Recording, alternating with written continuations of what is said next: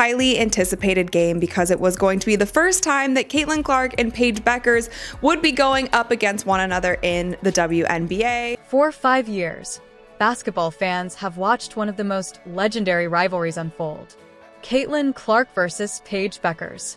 High school phenoms who chose different paths. Clark to Iowa, Bueckers to UConn.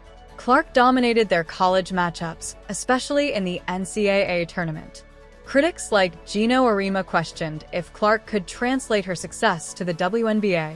Last night, these two faced off for the first time as pros when the Indiana Fever hosted the Dallas Wings. But what happened next wasn't just a game. It was Clark making history in a way that only she has ever done twice. If you're excited to hear about the records broken that night, then comment CC Record Breaker. Let's go.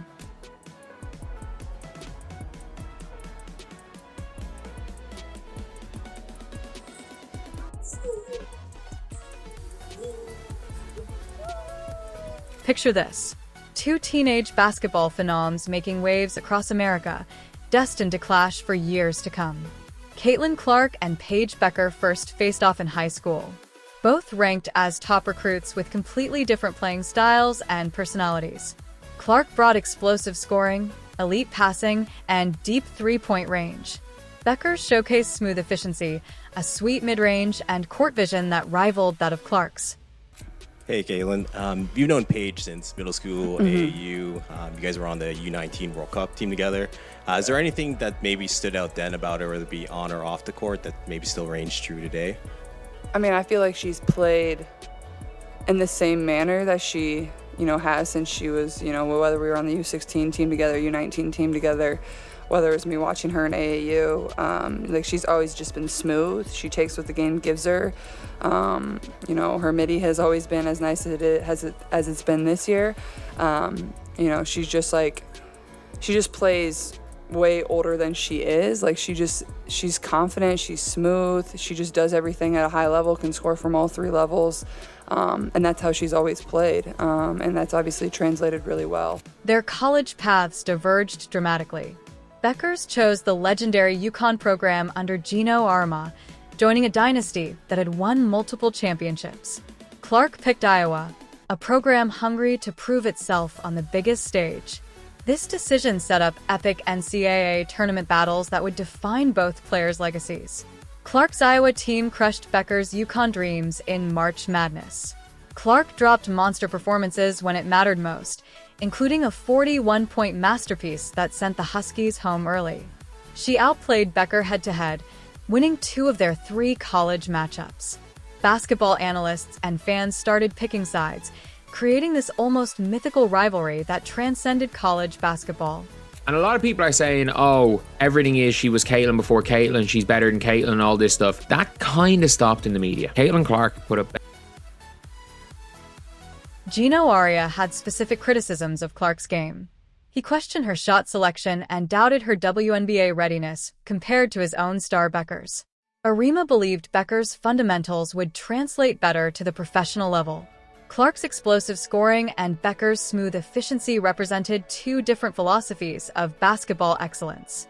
And Diana said it best. This kid's in for a rude awakening. And they all jumped over her, but they didn't read the whole thing that she said. But nobody's printing. Diana Taurasi was right. This kid's on the wrong team. She's got the wrong skill set to handle the physicality of that league. And she's a rookie. And if you're a WNBA player, if you're any kind of player, you're going to say, I'm going to make a statement. Both players declared for the WNBA, with fans wondering when they'd finally meet as professionals. The stage was set for their first WNBA showdown, with Clark holding a 2-1 college advantage, but facing new questions about her pro game. The anticipation was massive. ABC picked up the broadcast nationally, knowing this matchup would draw viewers from across the country. Clark's recent struggles with the Fever made this matchup even more crucial for her reputation. Talking to our player development coach yesterday, and he was just sent me a few things of even Steph going through a slump. I think he was 27 for his last 70 or something like that. The best in the world go through it, and I think that's where you can find your confidence. And I think the thing I always fall back on is like, I know how hard I've worked. So, this isn't something that's going to last. And the best players in the world go through this. So I feel like I'm getting good shots. And I think that's why it's frustrating, because those are the shots that I make. But here's where things get interesting. Clark's Fever was stumbling badly right before this massive showdown. The Indiana Fever had just suffered embarrassing losses to teams they should have beaten. The LA Sparks and Golden State Valkyries handed them defeats that left fans scratching their heads. These weren't powerhouse teams. They were squads the Fever should have handled easily. I feel like this stretch, this is a big game for us. I think we've struggled in the fact that we're able to play one good game, and then we play a bad game, then we play a good game, then we play a bad game. So I think for us is like, we got to find a way to be able to stack really good games together. And then we go on the road, and we're on a back-to-back, which is just a challenge in itself. No matter who you're playing, we play Connecticut, then we play New York. So I think Steph's message was, yes, All-Stars coming up, that break's coming up, but our focus is on these 3 games that we have left. So in that sense, I do think it's critical that our focus just remains on the game in front of us. And I feel like that's what everybody in the locker room is doing. Behind the scenes, a philosophical war was brewing between Clark's fast-paced vision and Coach Stephanie White's slower approach. Clark wanted to push the tempo and create fast break opportunities. White preferred a more controlled half-court style of play. This clash in basketball philosophy created real tension within the organization. Clark thrived on transition basketball, but White's system didn't allow for that explosive style.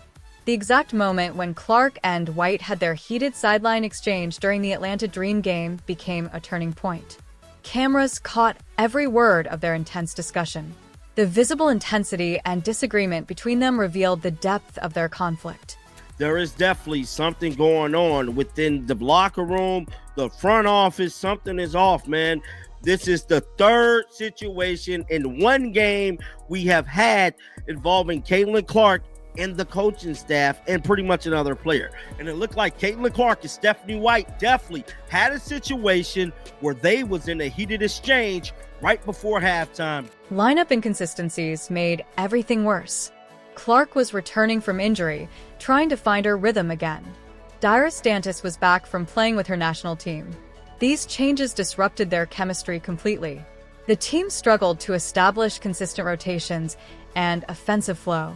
Players were still figuring out their roles, with key pieces coming and going. The offensive mishaps that plagued the Fever were painful to watch. Missed shots piled up game after game. Turnovers killed promising possessions. The fast break magic Clark thrived on was completely absent. As Clark herself admitted, "I think we've struggled with the fact that we're able to play one good game, and then we play a bad game, then we play a good game, and then we play a bad game." Clark's shooting struggles became a major concern during this stretch. She acknowledged going through a slump but remained confident. "I'm never going to stop shooting," she stated, comparing her situation to Steph Curry's occasional cold streaks. The breaking point came when the Fever finally snapped their losing streak against Atlanta. They won that game, but tensions between Clark and White remained high. The philosophical divide hadn't been resolved. It was simply put on hold. It can be frustrating when your shot isn't going in the way that you want it to, but then I look at the box and it's like, I'm really 4 shots away from having a really good game, a really good shooting game. So that's where you find your confidence, and I know those are shots that I can make, and I'm never going to stop shooting. So, until I break out of it, I'm just going to keep launching, and that's all I know, and I'm still confident in everything that I can do. The Dallas game became the ultimate test. Would White finally unleash Clark's preferred style? Or would the philosophical divide continue to hold back the team's potential? This internal struggle set up the perfect storm for the Bueckers matchup, with Clark desperate to prove her approach could work at the professional level. Then something magical happened. Stephanie White finally gave Clark exactly what she'd been asking for. Against Dallas, White made a crucial decision to let Clark control the tempo and run the offense her way. This wasn't just a small adjustment. White completely changed her approach and trusted Clark to lead the team at the pace she wanted. Lee Aru the other night had a season-high 18 points. Here's Boston turning the corner. Dishing to Hull. Extra feed Clark. A deep 3. You bet! And he actually brought up stat from a shooting slump Steph Curry went through. She said that made her feel a lot better. That pass will as well. Right on the money to Mitchell. Cunningham attacked the closeout. Clark, the rejection of Quinterly. Clark, the flick ahead. Oh, beautifully done. Touchdown, Fever. Early in the game, it wasn't clear if this strategy would work, as both teams felt each other out in the first quarter. The Fever looked good, but not spectacular. They were finding their rhythm slowly. Clark was getting her teammates involved, but the real fireworks hadn't started yet. The Wings were keeping pace, and the game felt competitive. Here's Clark being hawked by Isaiah James. Clark sidestepping three is good. Clark backing down Quinterly. 6 to shoot, baiting away and dropping it in. Beautiful. Here's Clark off the screen, through the lane, feeds Howard. Another assist for Clark. That's 13 as Howard is up to 18 points. Then came the explosive second quarter, when everything clicked. Clark started pushing pace like never before. She was finding teammates with those full-court passes, the ones fans called touchdown passes. The Fever scored an incredible 36 points in that quarter alone. They outscored Dallas by 21 points in just 10 minutes. This wasn't just good basketball. This was basketball poetry in motion. And he actually brought up stats from a shooting slump Steph Curry went through. She said that made her feel a lot better. That pass will as well, right on the money to Mitchell. A tenacious start from Caitlin Clark. Here's Agumbawale off on a three. Long rebound. Mitchell, you're not going to catch her. Kelsey Mitchell in for two. They elevate each other because of how hard they compete. Nice look. Aaliyah Boston with a gorgeous dime to Kelsey Mitchell. Clark's teammates responded to her leadership in amazing ways. Kelsey Mitchell caught fire, scoring 20 points on 8 of 12 shots. She extended her double-digit scoring streak to 21 games. Mitchell was hitting shots from everywhere, feeding off Clark's energy and pace. Natasha Howard was running the floor like a gazelle, finishing with 18 points on an efficient 8 of 9 shooting. Howard looked unstoppable, attacking the rim. Aaliyah Boston was dominating inside, using her size and strength to control the paint. She was finishing every opportunity Clark created for her. The chemistry between Clark and Boston was perfect. Clark would draw defenders with her speed, then find Boston for easy baskets. Mitchell bounces. Boston one more time. This time Mitchell delivering. And Boston up to 13 points. Indiana shooting 66%.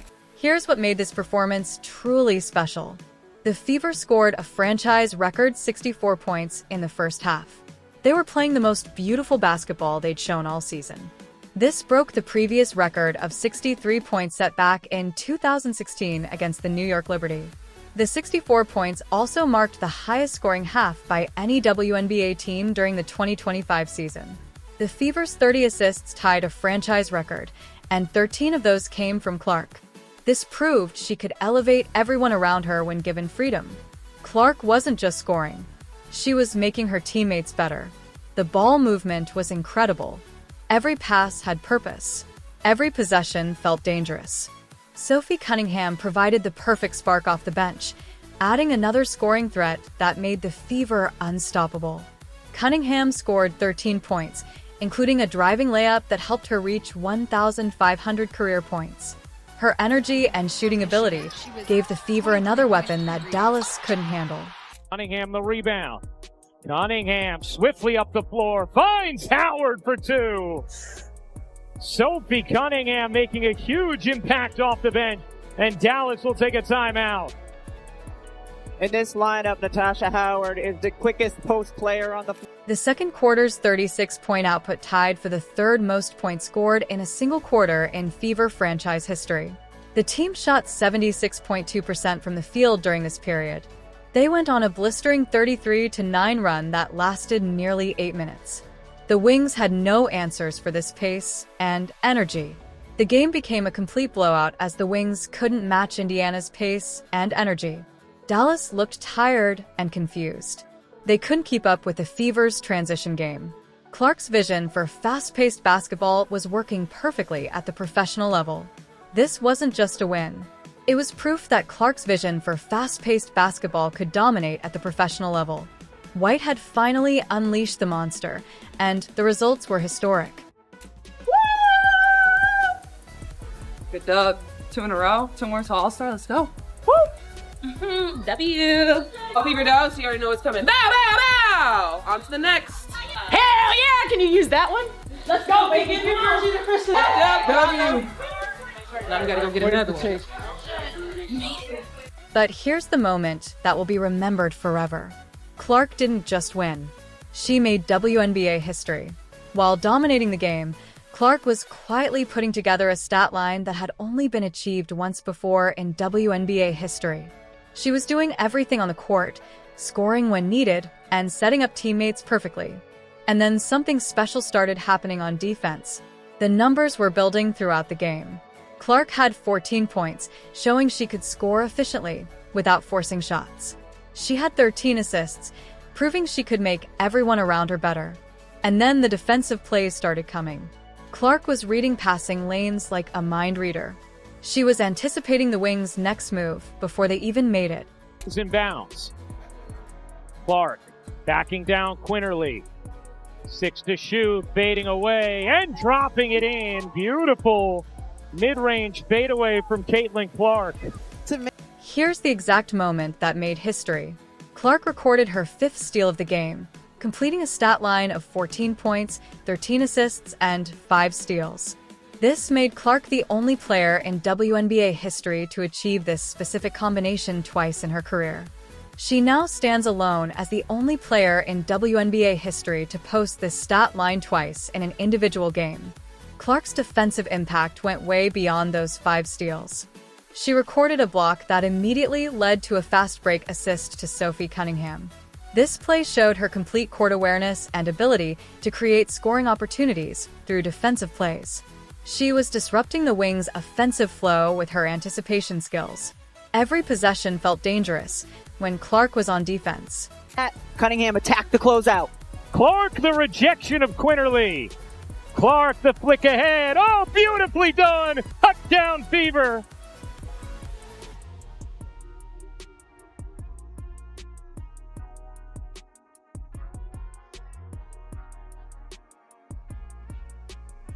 Sophie Cunningham runs the route and puts her hand up in the air, gives Caitlin Clark the target, barely over the fingertips of Hines Allen. Beautiful, beautiful pass, catch, in stride, finish. Beautiful basketball.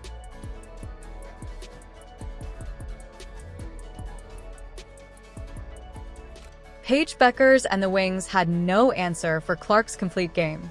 The most telling statistic was Orike Onali going 0 for 10 from the field and finishing with only 2 points.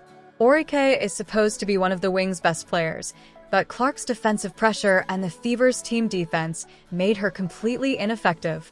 This poor performance from a key player highlighted the Fever's total dominance. The Wings' strategy of being physical with Clark backfired completely. They resorted to grabbing her off the ball and not switching screens. This approach was ineffective because Clark used their aggression to find open teammates and drive to the basket. Every time they tried to slow her down physically, she found a way to make them pay. The final score of 102-83 told the whole story. Clark had answered every critic and silenced every doubter who questioned her WNBA readiness. This wasn't just a good game. This was a statement performance that showed she belonged among the league's elite players. This historic performance proved Clark wasn't just adapting to the WNBA. She was rewriting what was possible at the professional level. The rivalry with the Bueckers had reached a new chapter, and Clark had written the opening pages in dominant fashion. I feel like this was one of their best games as far as playing Fever basketball, which is a fast-paced style of basketball. They played Fever basketball for, I would say, about 75 to 80% of the game. And we have obviously seen this style of basketball, the style of basketball that we all know and love from the Indiana Fever, but we have only really seen it in short spurts. There have been so many games and so many times throughout this season where it feels like the Fever system is a slow down basketball type of system. their offense wasn't running smoothly. But in this game, they were playing quick. They were moving the ball around. They had so many points off of the fast break. The prophecy is now complete. Clark has proven she belongs among the WNBA's elite while making history only she can claim. This blowout victory over Bueckers and the Wings shows the Fever's true potential when Clark is unleashed to play her style of basketball. The franchise records fell. The individual achievements piled up. Most importantly, the team chemistry finally clicked when White trusted Clark's vision. With the second half of 2025 approaching and this rivalry just beginning its professional chapter, basketball fans have every reason to be excited for what comes next. The Fever face challenging road games against Connecticut and New York ahead. If you're excited about the Fever now that Clark is back, then comment CC Record Breaker. Like, subscribe, and turn on all notifications so you never miss out. Click the video on the screen, and we will see you in the next.